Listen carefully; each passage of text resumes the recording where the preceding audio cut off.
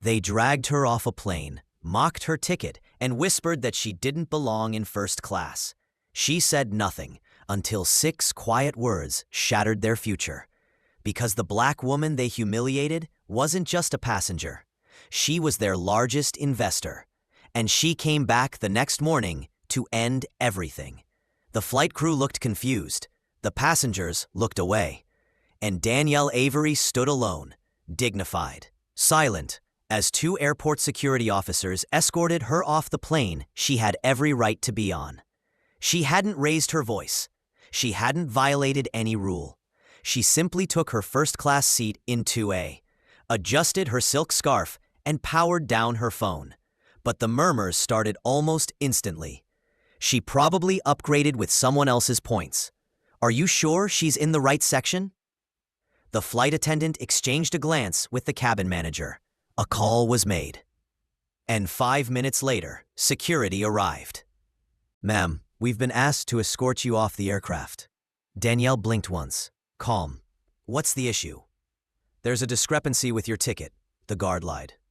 Without a word, Danielle retrieved her passport and digital boarding pass, both showing her name and a confirmed seat in first class.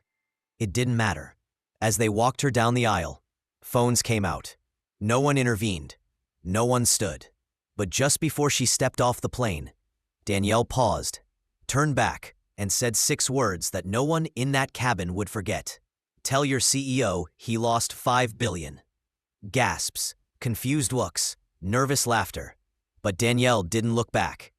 That evening, she sat in a private lounge, water glass untouched. Her assistant, Brielle, rushed in. "Ms. Avery, they told me what happened. Should we delay the board meeting?" Danielle shook her head. "No, we'll keep the 10 a.m. appointment." You see, Danielle Avery wasn't just another flyer in a silk scarf. She was the CEO of Avery Nova Systems, a tech conglomerate valued at $12.7 billion. And the airline she'd just been removed from, their parent company was finalizing a $5 billion technology deal with her firm.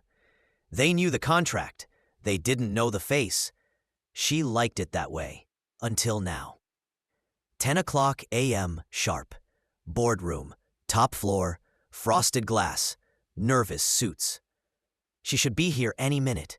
This deal is everything. The elevator doors opened. Danielle stepped in. Same scarf, same calm. The room fell silent. The airline's CEO, a white man in his 60s, rose awkwardly. "Ms. Avery, you're Danielle Avery?" "I am." He swallowed. "Our team, our flight crew, there was a misunderstanding." Danielle set a thick leather folder on the table.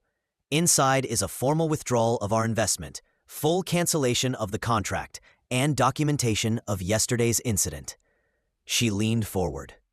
"You don't get to drag black women off planes and keep our money." By noon, the story exploded. Black CEO pulls $5 billion after being removed from first class.